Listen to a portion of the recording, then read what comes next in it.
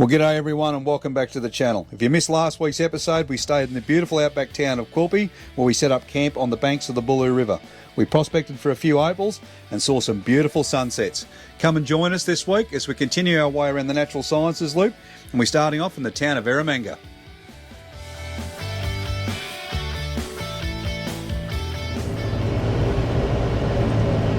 That's the Eromanga Caravan Park. We're going to keep heading down the road towards the free camp tonight. We've got a tip from a guy back in Quilpie and he said it was good showers, good clean toilets and stuff down here, so we'll wander down there. So we're in the furthest town west from the sea in Queensland. In 200 metres, turn left onto Deacon Street. Thanks, sir. And it's the first place I've had phone reception for a long time. It's terrible. Yeah, I run on Bulloo, but Allison's on Telstra. Yeah. And she's had reception just turn about the left entire onto Deacon Street, trip. then your destination will be on the right. An Eromanga dinosaur. All right, the town's got a dump point. It's also got fresh water. Fuel? It's got fuel, and it's got a pub.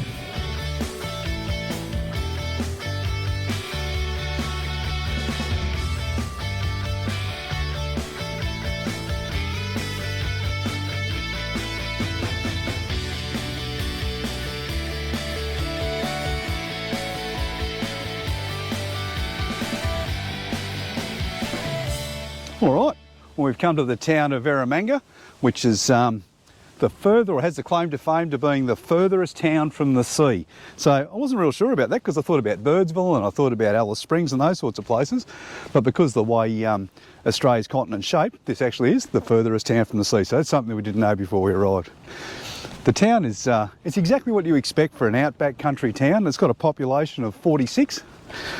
Great little free camp right on the edge of town. It's located next to the community centre, and inside the community centre you've got access to showers, toilets. There's also disabled toilets here. There's baby change tables. There's a great little park called Opalopolis, I think is the way you pronounce it, and that was the name that the town was given by opal miners back in the 1880s. You've got a dump point. You've got access to some fresh water, which is just up by the Natural Sciences Museum, which is located just down the road from the pub. Don't worry, it's only a small town, you won't miss any of this.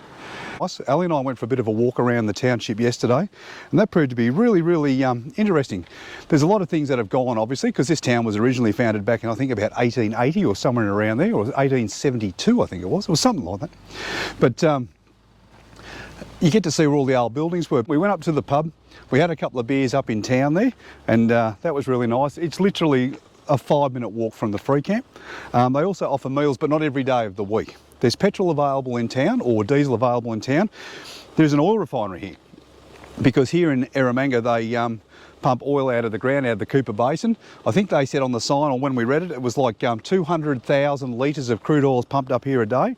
It's refined here, so you do get a lot of road trains running up and down the highway, or heading in and out of town, fueling up and moving it on. It's for IOR, and they do independent garages. So yeah, it was good. So surprisingly, to be in the furthest town from the sea in Australia, the fuel price was cheaper than some of the towns that we see on the coast. It was 216 cents a litre.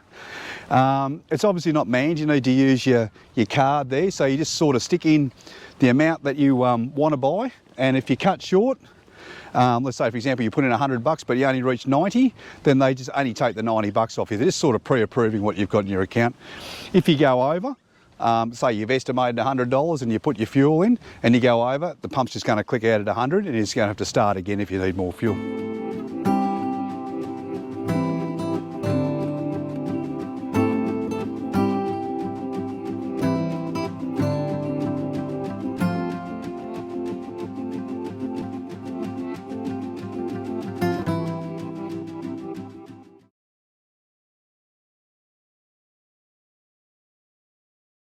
Here's Ali. She looks like she's ready to roll for the day. So the plan for us is we're going to top up with some water. We're going to top up with some fuel because we're heading down towards Thargomindah, but we're going to work our way down to the Eromanga today, or the Eromanga turn off today, and we'll probably just hit up the free camp there tonight. It's about 100 k's away. Yeah. That's plenty of driving for us for the day. And apparently the stargazing down there is magnificent. So I'm going to take some photos tonight and I'm going to chuck them on. We'll see what they look like. Very good. Yeah, I reckon that'll be all right.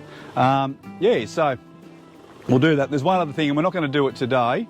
We'll do it next time we come out. We've got to leave something for the future. Yes. You can run out to Kyabra Creek, and it's sort of where you start to hit those big red dunes of the desert. So that'd be certainly something interesting to see. But yeah, we'll shoot out there another time, eh? Yeah. Yeah. Oh, I'm looking forward to it.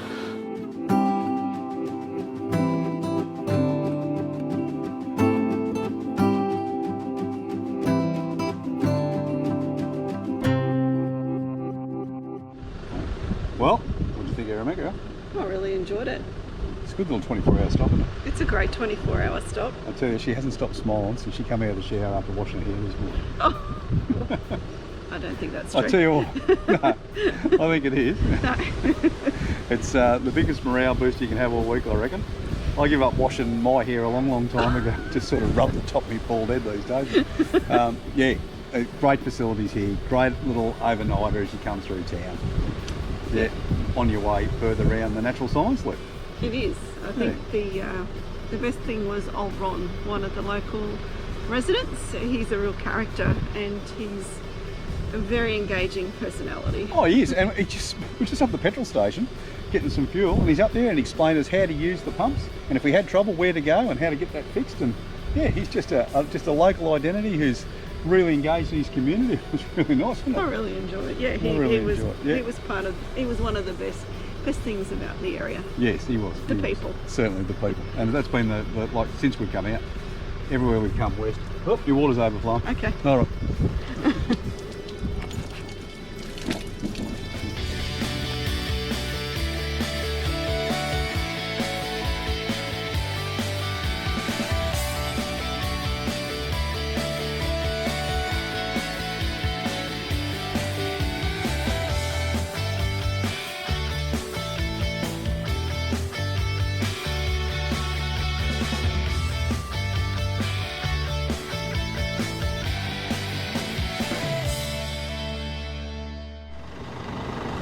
Okay, well we've come about halfway between Eromanga and the Inaminka turnoff, and we've come up along, I don't know whether it's a grave or just a memorial to Angus Steele Chapman. It's a very interesting find just in the middle of nowhere on the side of the road, but I tell you what I love the most, down the bottom, it's just got a little motto there and it says, "Don't let the bastards grind you down." He's only a young man, he was only 30, but I tell you what, that's a motto we can all live our lives by.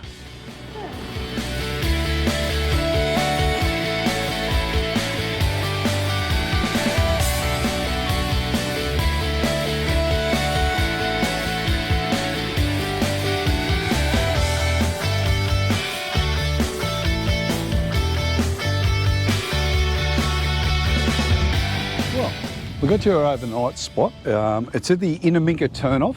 It's a roadside stop. There's plenty of room here that you can go in and camp and stay the night. And I see what they mean when I read in the reviews that you get an amazing starlit night out here, because just the vastness of the sky, it's incredible. And it'll be very, very dark out here, so it'd be great to see. But it's only about lunchtime at the moment, so we've decided that we're just going to have a bit of lunch and then we're going to just keep moving. So we're going to go on to a free campsite, which is just on the other side of Thargomindah, back onto the Bulloo River, and that's where we stayed when we were over in Quilpie. So that should be nice, and we think that because we're going to miss the night here, we'll probably go and spend a couple of nights down there. It looks like it's going to be a nice place to go and stay. Here's the turn off to Inaminka, or you head out that way to go towards the Burke and Wills dig tree. So we'll get out and do that, but we've decided that what we'll do is once we come around off our lap coming back out of Adelaide, we're going to whiz back up through and into the centre here again, because we really, really have enjoyed the outback. It's been absolutely fantastic.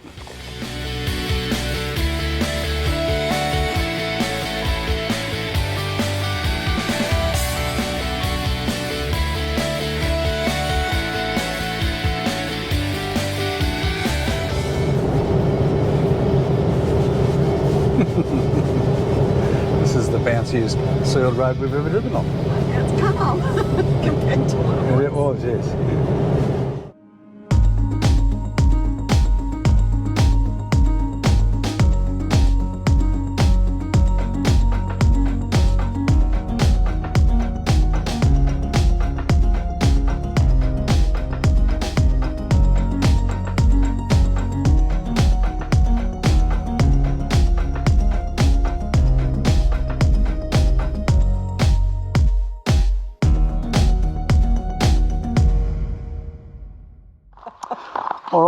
Thargomindah is a RV friendly town.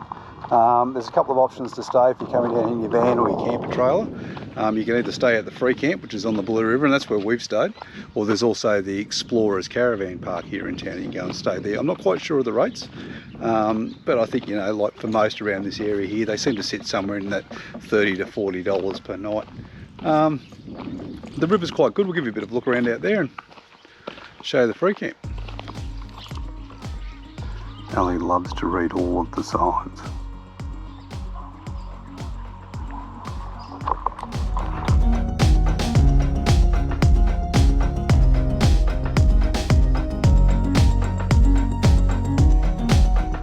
Well, good morning. We've woken up to another beautiful day here in Thargomindah. We had a plan to stay here for a couple of nights, but we've decided we're going to stay the night and move on to CUNNAMULLA. Once we get to CUNNAMULLA, we'll probably get a bit of food shopping and that sort of stuff done, because we're starting to get a bit lower on groceries now. If you come out here, the last place that we were able to get groceries was Quilpie, and we've gone around the natural sciences loop. So that was probably about now 500 to 600 kilometres ago, so it's quite a while in between stops. There's certainly nothing here in Thargomindah because their shop burnt down about 6 months ago and they haven't replaced it. There is a petrol station here which sells some general supplies, which is pretty good, but it's very, very expensive. Yeah, certainly be mindful of that if you come out here, and fuel's also quite expensive. So I think it's 248 cents a litre at the petrol station I'm going to go to this morning. So all I'm going to do is I'm going to go and fill up one of the 20 litre Jerry's as a bit of an insurance policy, because once we get to CUNNAMULLA, the fuel price drops by about 40 cents a litre. I think it's about 212 or 214 cents down there. So we'll top our tanks off when we get into CUNNAMULLA. And then from there, we'll just see what the day brings. We'll probably stay around CUNNAMULLA tonight and then move on to Bulloo, and there's a free camp down there which looks pretty good. On the river, which we'll probably stay at for a couple of days before we start to make our way north again. All right, well, let's crack on with the day.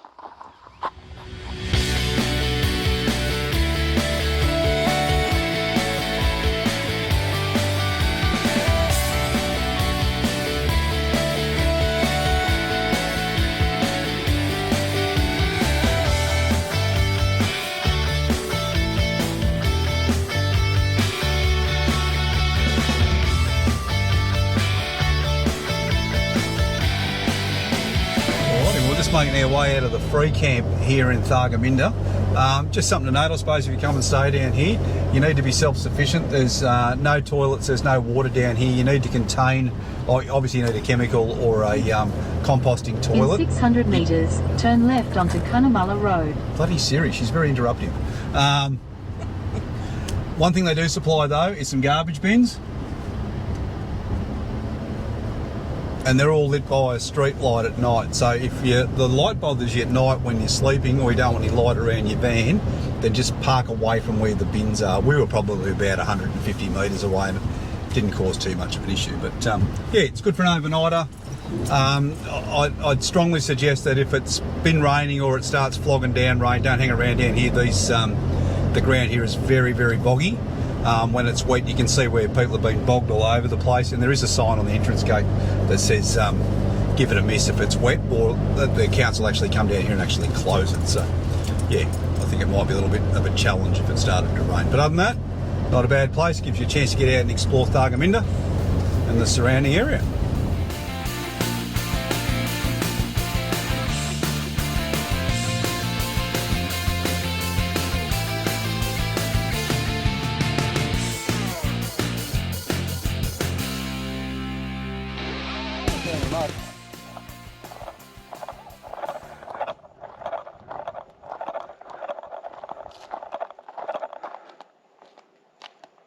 Righto, well, Mud Springs. If you had to give someone the advice as to whether they should stop and check them out, what would you say? Always stop and have a look. But I tell you what, struggle to find. if you stop and you do have a look, take a photo of them and show us where they were, because we walked around with 40 other people here and didn't find a bloody thing. Anyway. Swallowed a fly. Bit of protein. He come out. Oh. Stop, have a look, but yeah. Yeah, stop, have a look. Tonight. This might be a ploy by the local police to make sure people get out and stretch their legs when they're driving around, I don't know. we didn't see anything down there that resembled anything. But I think we were expecting, I just spoke to a couple of New Zealanders, we're expecting to see the same sorts of hot mud springs that you might see around Rotorua or something. We certainly didn't see that. Okay, let's get going.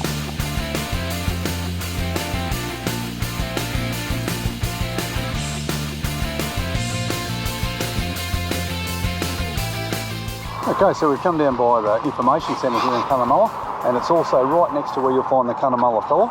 The information centre is really good. There's a lot of history in this town, and it looks like a really pretty place. It looks like they've invested a fair bit of money in just the gardens and around the streets and things, and it looks really nice. A couple of things about the park when you come down. There's a drinking water tap. It's right there. You can run that out to your caravan. You'll probably need the 20-metre hose for that one though.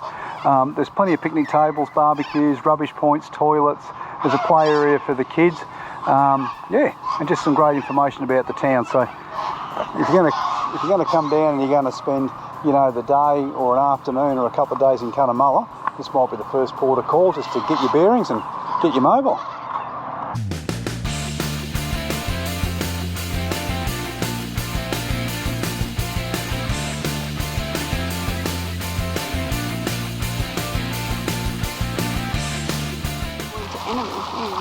So this was quite interesting. This is a picture of the fountain, a way it appeared probably not long after the first war, but on the outbreak of the second war, they took the guns away. You can see that one there. They took those away and they buried them so that if the Japanese come down and were on their way towards Brisbane, and Brisbane was the line across Australia, they wouldn't have access to any more weapons that they might be able to use on the way down. So yeah, those guns have obviously been removed and buried somewhere, and today it's been replaced with that pack howitzer. Very interesting.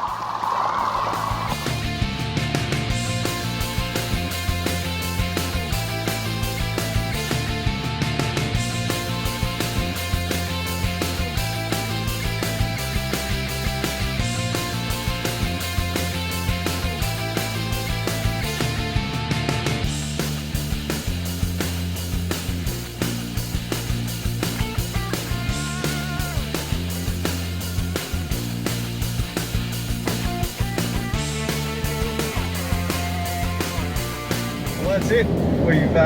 We've finished in Cunnamulla. We're on our way now to a free camp in Bolin, but we're going to end the episode right here this week. It's been a pretty good adventure as we come around the Natural Science Loop, and that sort of takes you from, I think it's Charvel, all the way around to Cunnamulla, and then you cut back up towards Charvel. I think that's the way that it works, but we're going to just keep pushing forward. We want to go into St George, and then we'll start to push our way a little bit further north from there. But it's been a really good week, really interesting. Saw a lot of things that we never thought we'd see. Got to see an emu.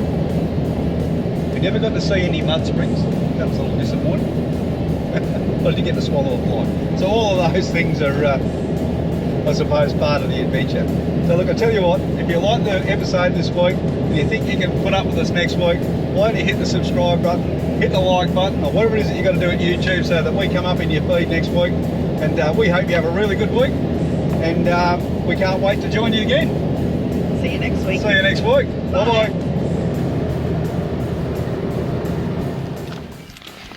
Okay, so Cunnamulla's an RV friendly town. They've got a couple of places. Where are we? Oh, we're in Thargomindah. 3, 2, 1. All right, well.